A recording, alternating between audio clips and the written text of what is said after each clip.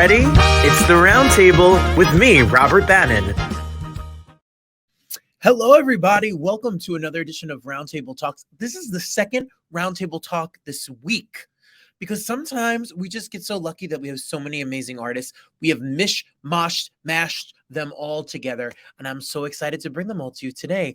We're going to get started right away. You know, this is a show where artists talk about art, so if you like the show and you like art, then please just come on and like, comment, share, and subscribe, and you can know more about my crazy world at robertbannon.com. Yes, yes, yes. I sing, I dance, I act. Well, I don't dance.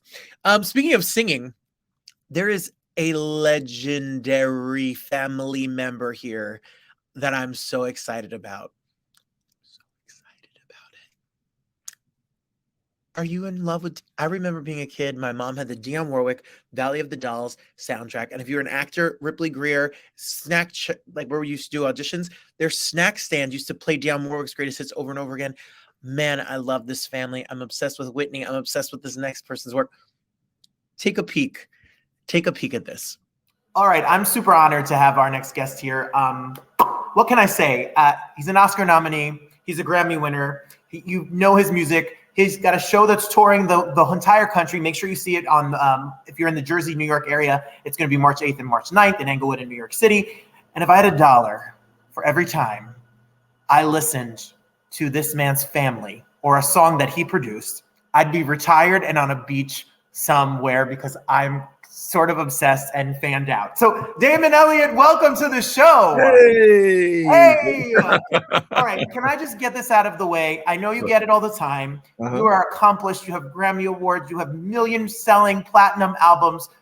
But your mother is Miss Dionne Warwick.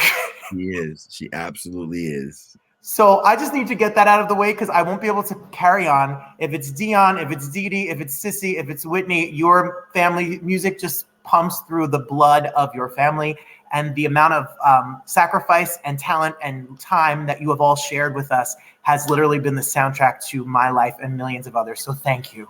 Oh, that's very kind. Thank you. Damon, you're no slouch yourself. I'm trying to fill some big shoes, you know. Yeah. Well, congratulations. Let's first talk about the newest Grammy, which was which is White Sun's Mystic Mirror. Congratulations on just winning. Yeah, that was awesome. That was incredible. What an amazing accomplishment for White Sun. I mean, this is their second Grammy, so they're no strangers to the organization and the accolade. But you know, it's always exciting to be nominated, let alone win. You know, wow. Amazing. Absolutely. And talking about being nominated, there's a beautiful, beautiful, beautiful song. Sophia Carson ends up singing on it, called Applause. Yes. From the movie Tell It Like a Woman. Yeah. And it is a beautiful movie. And the song, you could stream the song anywhere that music is right now. And talk about co-writer and being Diane Warren is a genius. How did that all come about? How did that all happen? Well, Diane, just for the record, she wrote the song 100% words and music. I happened to produce and work with her right here in our building in Hollyweird, California. Yeah, she came to me like it's kind of a daily, weekly thing with her where she'll come and she'll say, "I got this song, man. We got to work it up," and da da da da. And it was no different than that. We cooked up the song, and then Sophia walks in the room, and I was just like, wow, like she just has the wow factor. I mean, she's drop dead gorgeous, first of all, and second, her voice is that of an angel. And she started, literally a few hours spent with her. She's in the vocal booth. She sung the song, and then we went to dinner, and we were talking about this little song in this little movie called Tell It Like a Woman, with the director and the producer and Diane and Sophia and little Cindy, Diane's friend, and myself. We're all at dinner in Beverly Hills, and we're talking about maybe we should make a video for the song, and maybe it'll go somewhere. And next thing I know, Diane's like, "Oh my goodness, we might be potentially getting nominated for the short list, for the Academy Awards." And I was like, "What's the short list?" Because I up to this point had no clue. You know, that was to listen. I'm pinching myself to be able to say that I'm an Academy Award nominated producer is like I'm very proud of that because I know there's not many songs that have been nominated for best song in the history of the award itself, you know. And so it's kind of awesome that our little song now is being heard by the world and being received so well. And I thank you, you know, for being one of the many that have received it so well.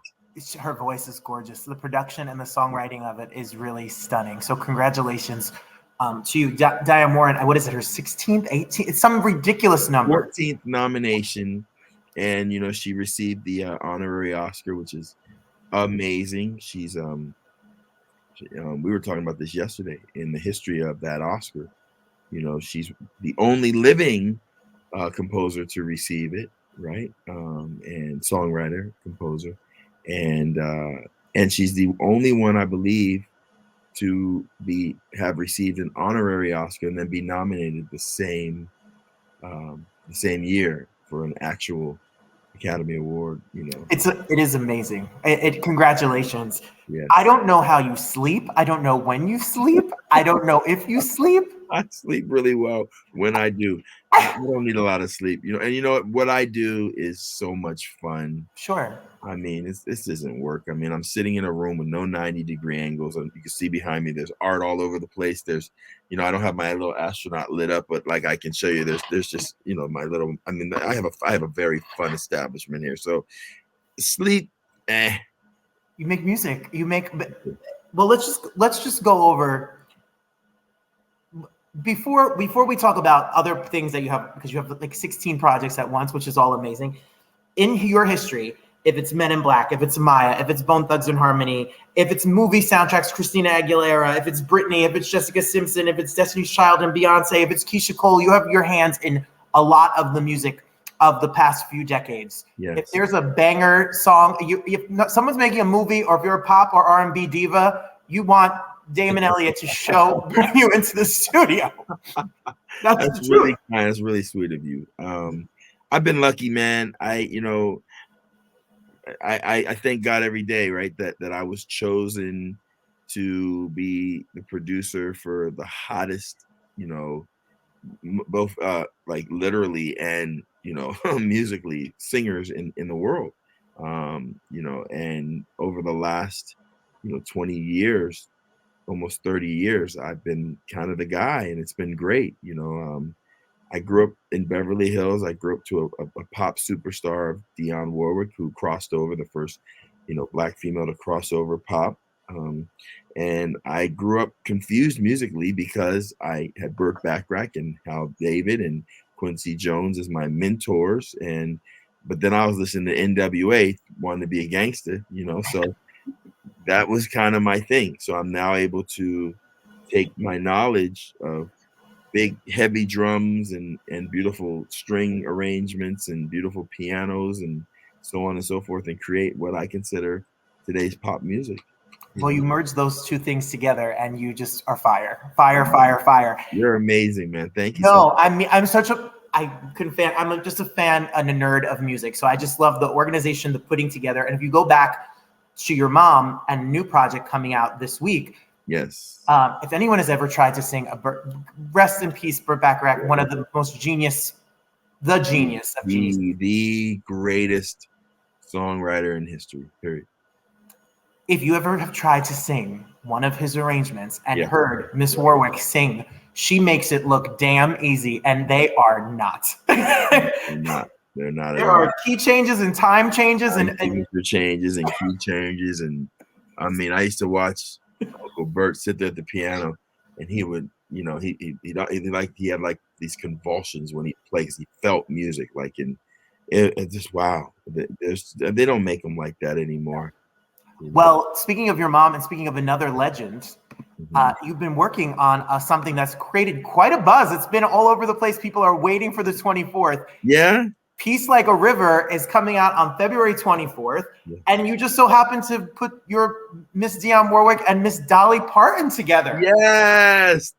Yes, on. the double barrel shotgun, as I call them. You know, it's like, I mean, come on, two of the biggest iconic names and living legends of our time got together, and I just feel so blessed that they chose me to sit behind the wheel and kind of just, all I had to do, man, is fuel the jet, and they took off on their own. Literally, that was me watching. I learned so much just watching them just do what they do. I mean, and Dolly wrote, you want to talk about a song, this song, Peace Like a River, it's like I said earlier, in a different interview. My mom, is known for What the World Needs Now and That's What Friends Are For and those type of songs, right? And Peace Like a River is, I'm telling you, it's the next one. I can feel it because with everything that's going on in the world right now, you just think of the title. We need peace like a river, And Dolly is just I don't even have words. I literally, I don't. Well, you have two of the greatest voices. I mean, Dolly Parton can sing her teeth out and Oh. write and play, and she's brilliant. And then you take your mom, Damon, if it's the holidays, if it's past albums, produced the Dionne Warwick holiday album, top 20 albums, back on the Billboard charts, and always on the Billboard charts for decades because legend, classic voice, music lives forever. Forever. Oh, yes. And speaking of, I'm a Jersey guy, and your family roots in Jersey. Yeah. I want to know about the Hits Tour. The Hits Tour is coming to Bergen Pass on the 8th. It's in New York City on the 9th. It's going across this entire country. It sure is. I don't know. What do you have, 60 days? I mean, you're everywhere. It is everywhere. What is the Hits Tour? And tell us what are we going to see when we get there? You're going to see, I'm telling you, I'm asking everyone, please get your tickets because they're not going to be available. And this is not me being a hype man. This is me being honest from the heart. These kids are truly the best out of the best. And, they auditioned thousands of kids and chose this cast. I mean, it's the top dancers, the top singers. I mean, and they take you through 5 decades of music, and so it's just like me and mom sat there and we were literally at a loss for words when we watched one of their dress rehearsals, and I just was like, oh, this show's gonna go. This show's really gonna go, and and it's like anything. The hopes is for it to end up, seated at Broadway, so the kids really have an opportunity to grow with the show. And then I'm taking it personally to Vegas because I feel like there's no show in Vegas that is truly a family show, truly where your great grandfather can take, the great grandkids and everybody can enjoy the show because there's a song for everyone. So it's going to be, I can't wait. I'm going to be there. I'll be there in Englewood, New Jersey. I will see you there. I will be there. Thehitstour.com. Go find it. See clips. See the cast. If you click, and I was doing my research, clicking on people in the cast, looking at their Instagram, they're singing down. Oh, yeah. No, I told you. It's not a joke. Like, mom and I, we don't endorse anything. I mean, you can do your research. I challenge everybody to do their research. We don't endorse anything. And, they found us. I mean, there's one of those things where it's like, this is so amazing. How could I not, take my years of knowledge and understanding of music and just kind of give these babies a chance to reach the world. And that's exactly what we're doing. I love it. Then we didn't even talk about 80 for Brady, which right. Talk about a charted single that comes out the gate, a movie that made a ton of money that you're behind. What is it that keeps you driven? Is it the music? Is it the connection? What keeps you getting up and you've reached Grammys and Oscar nominations and etc. What makes you still get up and fight this fight? The music, man. I love music. I don't know what else I could do. I mean, literally, like, I've known since a very young age that I was going to do something in music, it's wonderful. The accolades are wonderful. People's appreciation is wonderful. But at the end of the day, even without all of that, I still would sit in this room and just put a snare and a hi-hat together and try to come up with some sort of a melody and create what makes me truly happy. you know, and I'm so blessed that I'm able to do what I love. I really am, you know. Well, what you love has made us fall in love with the art that you've all created. So thank you. Thank I you. don't even. How do we run this down? Listen to listen. You could Google Damon Elliott, and list will come up a songography. Just take the discography and listen to it from top to bottom. There you go. It'll take you a moment, but it's worth it. Go to thehitstour.com. Make sure you're watching the Academy Awards when it's coming up. It's coming up in next month. March 12th, yes. March 12th, and be a part of that. And you could stream the song. You could stream the song right now. You could stream Applause right now. Yeah. And then on the 24th, it's out. The 24th, Dionne, Dolly. No last names required. February 24th, wherever music is heard, make sure you take a peek of that. And to you, to Mom, to your brother, his brother is a brilliant songwriter. Absolutely. He wrote Here and Now with Terry Steele. Come on. There we go, right? He wrote Here and Now, and all of you, to each and every one of you, thank you. Thank you for the service that you've given us, because it means a lot.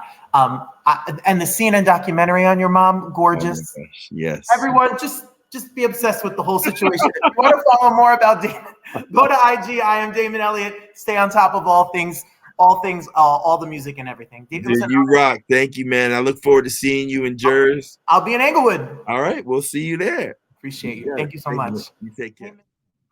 How about that? Pretty awesome.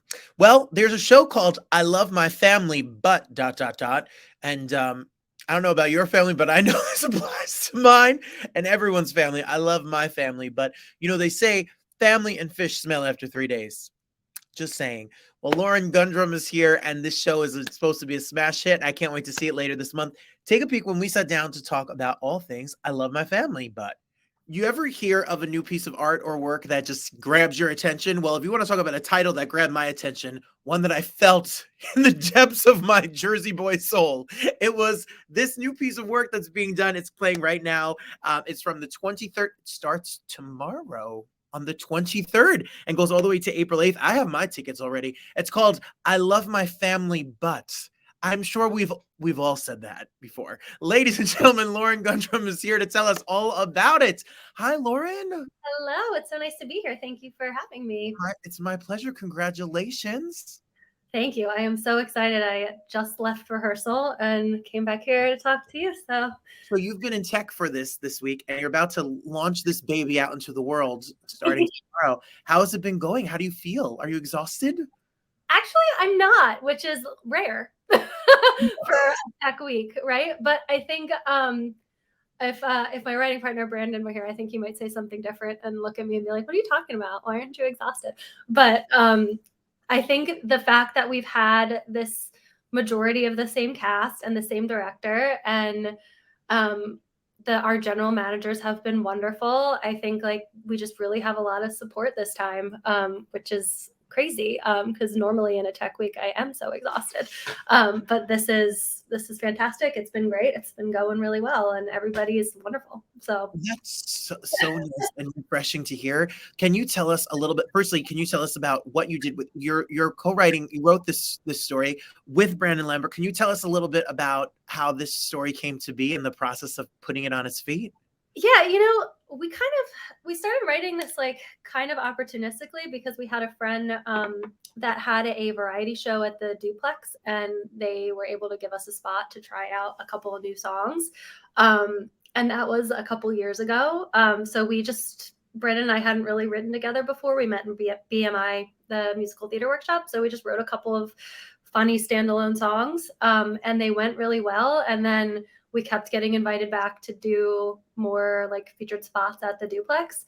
So we just kept writing funny songs. And then after a couple of performances, we had 8 to 10 songs, and we were like, we could string this together into more of a review. And then we started seeing these characters emerge, and we just kept kind of developing it there, and then realized that our inspiration was really just really everyday moments that make you laugh. And the show is about everyday people living their everyday lives, but we kind of believe that real normal life can sing and should sing too, and that's really what it's about, is finding humor and moments to celebrate in your real life.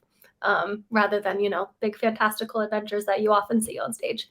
No, that's what's so exciting. I mean, what I read about it, this is what I know about it so far. There's the character's Timmy. It's Timmy. It's his parents. There's a neighbor. There's songs about the pet goldfish and about parents getting divorced. There's all little moments and pieces of life that I think you make a very good point. We sometimes, the little things, there's so much humor and so much humanity and universal themes amongst the things we all experience. Yeah, and like most of us aren't off on these like grand adventures, like becoming princes and princesses and slaves and whatever. And like, I want to go see Wicked too, but like I also want to see everyday moments that make me laugh. And I think, one of the keys to happiness, in my opinion, is finding cause for celebration in your normal life. So small everyday moments that can make you smile.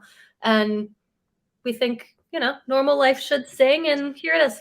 So if you want your tickets, you can get tickets right now at ilovemyfamilybutt.com. It's going to be, like we said, from the 23rd till April 8th. So you have a little bit of time. You have a couple of weeks to get yourself together and go to Soho Playhouse. I'm sure it's a fun night. Take a friend, take a boyfriend, girlfriend, person, partner. Drink.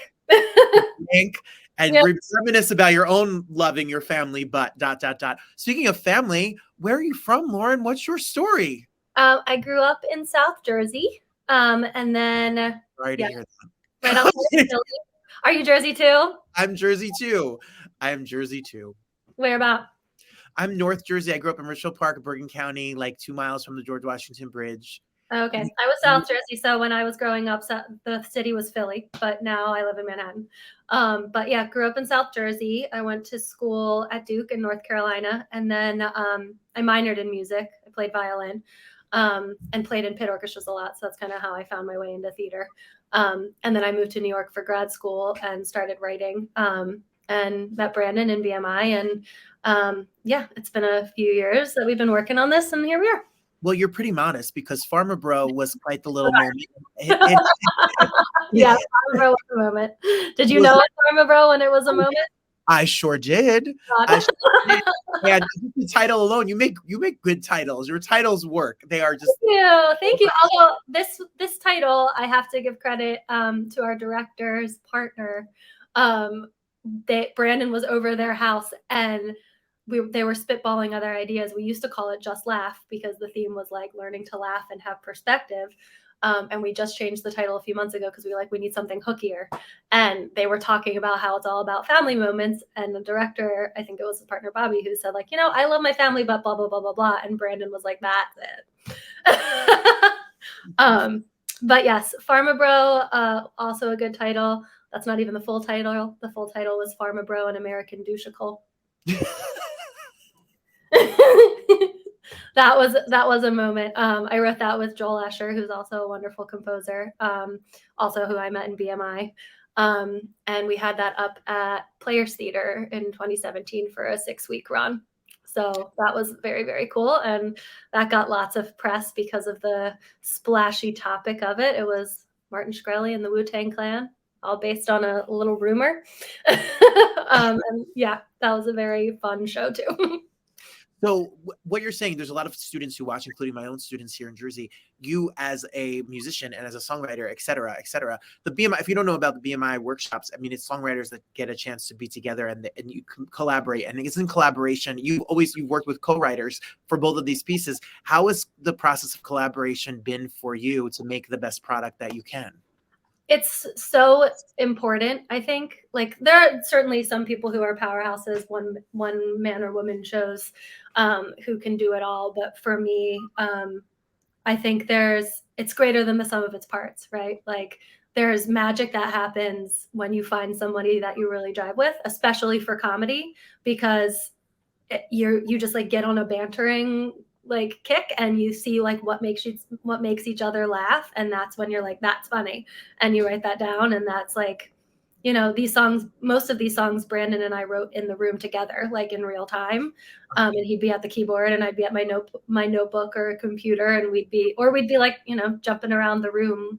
Like, he'd lay down a track and we'd like sing over top of it and improv, and whatever we're always just like trying to top each other, and whatever makes the other one laugh, we're like, let's go with that. You built an audience. You have a springboard. Yeah. So like, there's times where you need to go off on your own, and like maybe there's a particularly sticky lyrical, stanza that you need to work on and work out on your own. But I think the process of collaborating in writing and then getting the show on its feet, it really is, the whole is greater than the sum of its parts. And it doesn't stop at the writing partnership either. Like these actors and director that we've had with us for so long have added so much to it. I was going to ask you if you wouldn't mind telling us a little bit. I mean, Forever Plaid. You talk about a director. This is wonderful. Yeah. It's about the collaboration with the directors, and then how you work with this cast. And tell us about this incredible cast you have. This cast is wonderful. So it's a cast of 4. 3 of them have been with us since we did one of them was with us the very first show we did at the Duplex, Katie Oxman. She's great. And then JD Daw and Julian Diaz Granados have been with us since we did our second show at the Duplex. And then Jennifer D'Onofrio is our newest cast member, and she's just fit right in with them and made it a whole wonderful ensemble piece. We had another girl, Casey Regal. Hi, Casey, we miss you. Who moved out of the city and originated that role. But Jennifer has stepped in and made it her own and added things to it too. But I think the fact that we've had this cast that's been so dedicated to it, they don't just show up for the performances and go away. They came over like a couple weeks ago in my living room, and we tried out the opening with them and like had some dinner and a couple glasses of wine, and Brandon sang what we had for the opening, and they like, from their own smart creative minds and also from the characters that they've created with us and come to know, they're like, oh, this character wouldn't say that, this character would say that, I feel like this will land better. And they really are like thought partners. So it's great to have had that edit that right out. My apologies. So it's been like they've been with the show for years, as has Guy. And so we wrote a new opening for this run, and I don't think if we had this cast or this director telling us like what they feel like the show needs, and who have gotten to live in it, it would be what it is. So yeah. Well, it's so exciting to see original works, original comedic musical theater, fun pieces that are getting put on stages on its feet. I know that this musical theater game is a long game. It doesn't just pop up. Working on this for years. So how do you stay focused and dedicated to a project when it could take a long time for it to be seen in front of an audience? I think having touch points like the shows that we had at the Duplex was really great. Like we did that every couple months. We started in Madame Matthew's soiree. Tyler Spicer was the one that we were friends with that had it, and then we did it at the In the Works with Thomas Honeck and Lisa Moths, who were wonderfully generous to us, giving us space over and over again. And having those touch points to try things out and like see it in front of an audience is really great. Having the BMI workshop to try things out is also really great. Those were not as big of a thing during the pandemic, obviously, when everything was kind of shut down. So it can get hard. But I think that, again, like speaks to the importance of collaboration when you, like you said, you'd kind of have a built-in audience in each other. But for me, in particular, Brandon is an actor, but my day job is in tech. So it's very different. Like that is a very like mathematical process oriented mindset. That's not the same type of creative, at least. So like, it's like a reprieve from that. And it's like a creative outlet that for me, having those two different things makes it's like, what I love to do is write.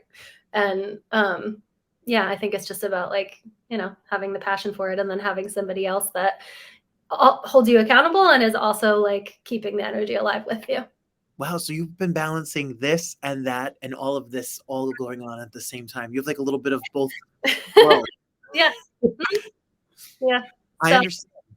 Yeah, so those skills are irrelevant here, though. I can build a website and work like just, so that's good. But it's still life. You're still experiencing life, and then you get to write it and put it on the pages. I I will be there on March 5th. I have my Yay! seats. I have my tickets ready. I'm really excited to see it. It sounds like such a good time. If you want an 80-minute uproarious, fun, joyful little experience, here's some great new music and see some great humanity and some probably familiarity. If you have a family like mine, I'm sure. I Love My Family But is now playing. It is at the Soho. It's at the Soho Playhouse, and you can catch it all the way until April 8th. And I'm so excited to know what magic you pull up out of your hat next. Are you constantly working on new works? Do you have a notebook of ideas somewhere? I have a notebook of ideas, lots of lists. Brandon and I are working on another project now about the conservationist Jane Goodall. Oh, yeah. So that's very different, much more book heavy, much more dramatic than this is like, there's definitely heart in this show, but mostly comedy. But yeah, we're working on that. And we started working on it like 2 or 3 years ago and have gotten a hold of the Jane Goodall Institute. So we're working on some of the underlying rights issues. So that's not like an official out there in the world project yet, but I'm happy that conversation has started and is going well so far. So that's the main other project that Brandon and I are working on together. Yeah. It's so exciting, and people don't understand what it's like to be able to acquire rights and to write a project. And that's a whole world. We don't have anything signed. We've just had we've had a couple of conversations with them, and they've read the script and given us feedback on it. So ball's in our court now to kind of respond to some of those and circle back with them. And we'll get to focus on that a little more once the show opens tomorrow. Right, exactly. Well, updates on all the things that are Lauren and what she's up to, you can go to Instagram and follow along and make sure you can go. And then, of course, go see the show. Go check out the show, ilovemyfamilybut.com. Grab your tickets today and enjoy a night out. You're such a pleasure. Congratulations. It's a big deal. Thanks. Thank you so much. I'm so excited to meet you in person when you come in March. I can't wait. I'm looking forward to it. So I had the pleasure of sitting down with the Abingdon virtual artistic director. I had the pleasure of sitting down with the Abingdon virtual film screening group. There's a group of people that are part of Abingdon. We have the artistic director here. We have the people running it, and we have 2 amazing directors sat down with me. If you want to see free, amazing films that you're going to love, love, love, love, love, make sure you check this out.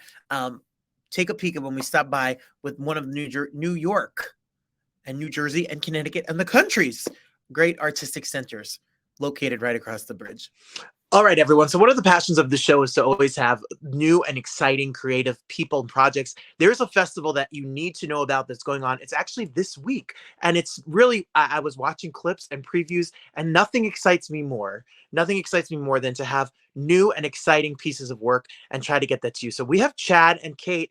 Chad, welcome to the show. Kate, welcome to the show. That's Chad Austin. That's Kate Bell. Welcome and congratulations on this festival. Congratulations on everything that you all are doing. Chad, tell us a little bit about how this festival started, where you are, give me the whole scoop. Absolutely. And first of all, thank you for having all of us, Robert. Thank you. We're so pleased to be here, and thank you for doing your part on shedding a light on these amazing stories in this festival. Well, thank you. It means a lot because as an artist, we all are looking for someone to just let our work be seen, looking for somebody to let our work be heard, especially when it's a passion project and people put their time, money, and effort into something. So thank you for giving the opportunity to these up and coming artists that are going to literally share their art with the world in the future, and they get their start in many ways with you. Thank you. Thank you. We're really excited. This is the 3rd year we've done our virtual festival of short plays. Actually, I started 3 years ago as a direct result of the world that we were living in, not only the pandemic for obvious reasons, that's why we were virtual, but also in a response to, George Floyd. So this was Abingdon's response to make sure that we were continuing to do our part in shedding a light on underserved artists, underserved communities, and emerging playwrights. So it's been a real thrill to continue doing the festival with the support of my board and the community and artists that so clearly needed this work. and needed this outlet. So yeah, that's a little bit of how the festival was created, and we get submissions throughout. When we opened submissions, we got, hundreds of submissions. We were able to pinpoint these beautiful, Kate and I, these 4 pieces that we are featuring this week, Thursday and Friday, for free. And yeah, that's a little bit of what you're going to see this at the end of this week. Well, it's exciting. We put up some of the information. If you want more information, you could go to the website of addingtontheater.org, and it's on the 23rd and the 24th. So you can make sure you jump on and grab it. But Kate, when you tell us a little bit about, for us that are not in the area where your theater company is, where are you? What do you do throughout the year besides this festival? Yeah, so I'm in New York, but a lot of my work is done virtually. And so aside from this festival, I'm a pretty new hire. I started when we did the gala in October. So I started then, and we have a great season coming up with our main stage. So I'm working on a lot of the marketing for that and some of the press as well. So yeah, just a bunch of different things here and there, whatever Chad needs. Kate handles a lot, Robert. She's being very modest, but I'll also tell you that this is our 30th season. So the virtual festival of short plays is really sort of kicking off what is to be a very exciting spring. So after this festival, next week, we're actually announcing a very exciting concert, which is part of our Broadway on the Bowery series. We're excited. We're announcing the cast next week, but it's an evening of the music of Judy Garland. That'll be on March 29th. And then our main stage show, which we'll be announcing on March 20th, will run at Theater Row in the spring, along with 3 one-night only performances of also new pieces that will debut in the theater in the spring. So we have a very busy spring coming up. Well, sign me up. I'm ready. I'm ready You are for all my of guest. You are my guest. At any point, you just tell me when you want to be there, and I promise you, there's going to be some really exciting theatrical experiences. Well, I'm super excited, and I'm super excited about this festival. I have so many questions about how a virtual theater festival works and the problems and logistics and all of the fun that goes into that, because I could only imagine. Tell us who you brought, Chad, with us to speak to today. Well, I will actually, that one I will lead. Well, I will say that there are 2 amazing, amazing artists, directors. Alberto, who is one of the directors of Peace, has been a part of. Oh, there he is. He has been. If I am not wrong, I think I'm correct. This is his 3rd time being a part of the festival. My 3rd time. Yeah, and so I'm so thrilled, and he's been a part of the festival in different ways. He had a piece that he wrote that was in the festival. This is the 2nd piece he's directed in the festival. So that also is so valuable for me, because I also wanted to keep these relationships that I'm building artistically, and I want people to feel like they have a home here at Abingdon, and it's not just the festival, and I want them to bring other pieces that they're doing. And the same with Chari, who is directing another piece that as soon as I read it, I said, oh, we got to call Chari and hope she's available. And this is the 2nd time Chari has joined us to be a part of the festival. So I'm so honored that they are participating and lending their expertise and their voices to these powerful pieces. Well, if you don't mind, Chad and Kate, I have a couple of questions for our distinguished artists down here. Firstly, you need to tell me your whole entire life story in 30 seconds or less. No, go ahead. Chari, what is your piece that you are debuting in this festival? And tell us a little bit about you. So the piece we worked on for this festival is called The Reverend Dr. Paul Lee Murray. It's written by Ada A. And it's really a great piece that talks about how do we look back on history? How do we claim and correct history for the present day? What are the ethics of that? And it's a real reflection on who has gotten erased in our histories, and how do we uplift those names by claiming the places they should have occupied then for them today, but also how do we actually claim those without changing how they saw themselves in history. So Well, it was great. Yeah. I mean, what's so fascinating about this festival, Chari, is that it's for voices that sometimes don't get represented in theater or art in general. So having something like that is very moving for sure. What was your role in this? And what were some of the challenges to make a theatrical piece be virtual, filmed, and ready to be put on display for the festival? I directed the piece. My role I had a really great time chatting with the playwright, and to me, when we're doing like new pieces, I really try to mindfully work by centering the material and really finding out what was the impetus, what does the playwright want to say, and try to honor that. And we had a great time. She was awesome. The actors totally were into the piece.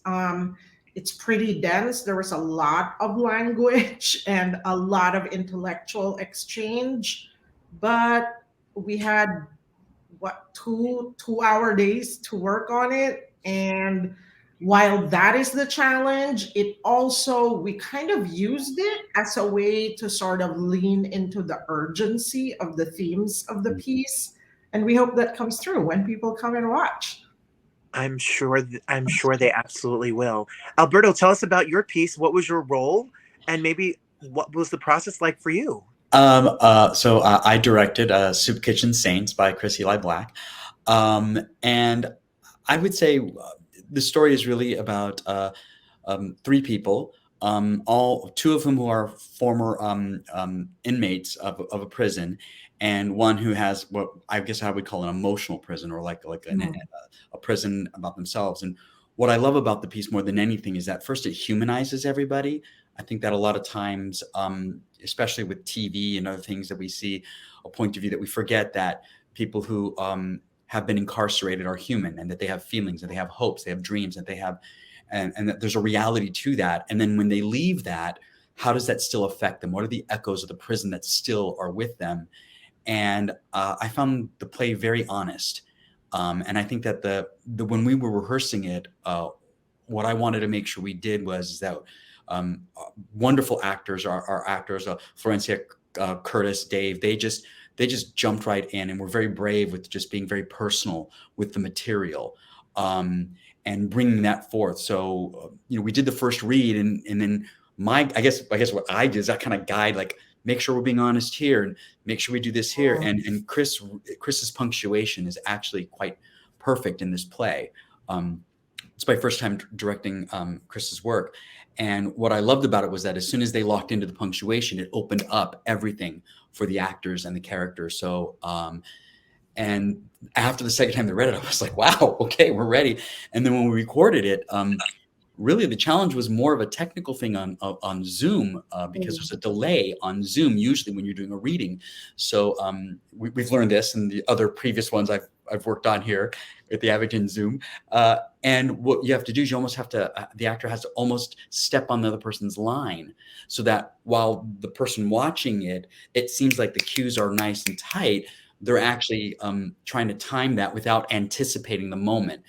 So it was a little bit of tweaking of that, but they did phenomenal. I think after the first take, I was like, we could do it one more time, but they were very honest, very brave, and the work is quite lovely, especially the end. There's a wonderful emotional catharsis at the end of the play. So, but Abingdon always picks great plays. Well, that's a testament to the creative team here, and then your work that you bring. I know that as an actor, directing people through Zoom is not always an easy, that's definitely a challenge to pick up those impulses and those cues to make them sound as authentic as possible. Chari, I'm sorry. When you're directing your piece, did you find the virtual element of it?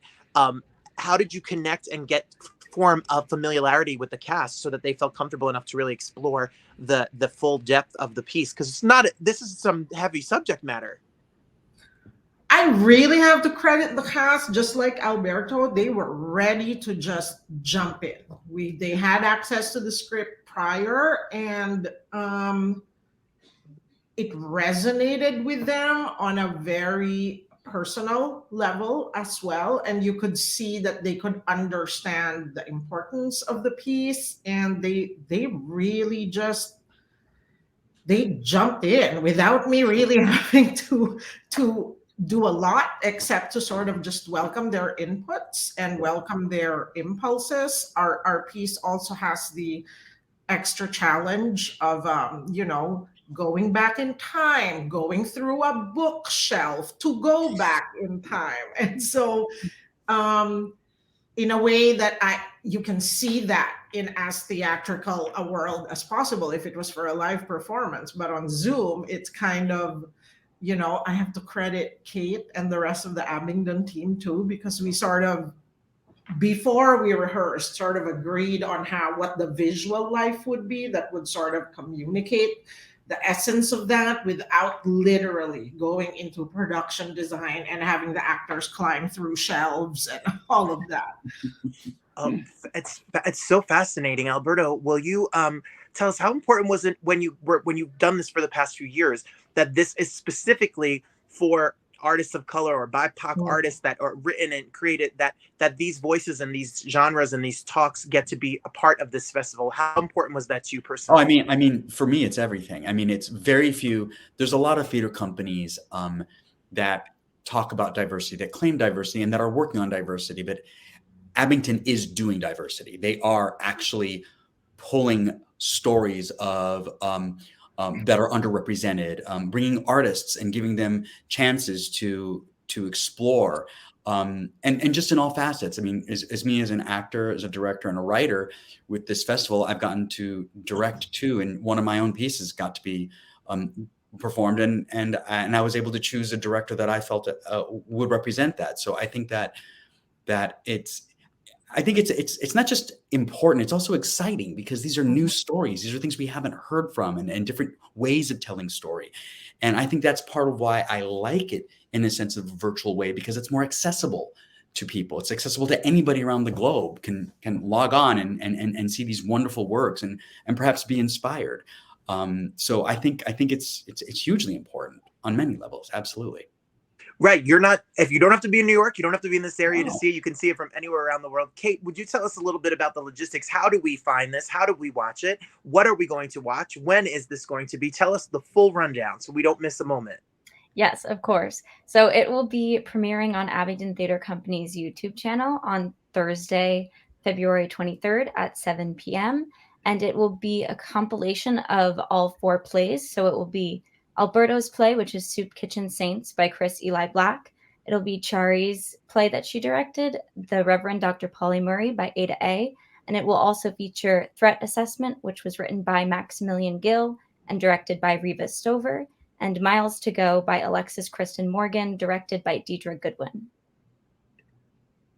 It's super exciting. Chad, this is exciting. This is so exciting. Thank you, Robert. I am excited. It's one of my favorite things. It is one of my favorite things to do. And I think I've said it a few times, but as long as I'm in charge, I would like to continue to do the virtual festival of short plays. And even if it is, as much as sometimes I would love to make it not virtual, I love that we can have more people involved. We can have more people seeing it. One of our directors, not in the city. Some of the actors maybe not in the city. Certainly the playwrights aren't in the city for the most part. So I love that we can bring them all together. And in the past, over the last couple of years, we've gotten so many views, which showed me that people were actually reaching out and taking the time and watching these stories. And, 10 times the amount of people saw these stories than if we would have done a reading in a 99-seat house or 199-seat house for one night. So you're seeing 500 views on one piece. So I as much as sometimes, full disclosure, I don't always love virtual. Sure. There is something about, leaning into this so that more people can, be exposed to all of the brilliant artists, directors, playwrights, and actors involved in these pieces. And I'm just over the moon that we're able to do it, that we can continue this legacy. Well, if I knew I was going to be in front of the artistic directors, and I would have prepared my classical and comedic monologue. We're ready. We're ready. Give us a tight 16 bars right now. I'm good. I'm ready. Whatever genre you want. Let me take out my book. I'm excited for. I'm so moved by artists who just go for what they want, and I'm so grateful for places where people can feel at home to put out the work that they are so moved and put their work in. So the work that you all are doing is inspiring to artists and fans of art everywhere. So it really, from the bottom of my little artistic heart, thank you for giving people the opportunity to work and to put out new work, because no shade, I love theater and I love movies turned into musicals and I love reboots, but it's nice to hear original new voices that need to be heard. It's so vital to keep art alive. And Chad and Kate, to you both, thank you. And to the directors here, we definitely have to kiss up to directors. We have to thank you for you're hired, Robert, for letting the artists, letting the actors and the words live. It's so beautiful. Everyone, you heard, it's the 23rd and the 24th. It's free. It's free. There's no excuse. All you got to do is go to the YouTube channel if you want more information. And if you want more information about the whole entire theater company and all that's coming up, just check out the website below. And you are always welcome. You all are always welcome to be on this little messy show anytime with any art or any project, because it is very moving. Congratulations. We thank you for having us, Robert. Anything to help get these stories out, we really appreciate it. And like I said before, you are welcome at the theater anytime, and keep your ears and eyes open for those couple announcements coming soon. And you're my guest. I'm excited. Thank you so much. Thank you so much to all of you. Well, I hope you enjoyed that. That was 3 boom, boom, boom. Artists, arts, and new pieces and things going on. Listen to music, stream music, support live theater, support live music. And as always, thank you so much. Be kind to one another. And I will see you all again next week, every week, right here on the Roundtable. We have great shows coming up in the next few months. So make sure you subscribe and like and be a part of it. You guys are the best. Thank you so much. And I'll see you all again real soon. Good night, everyone.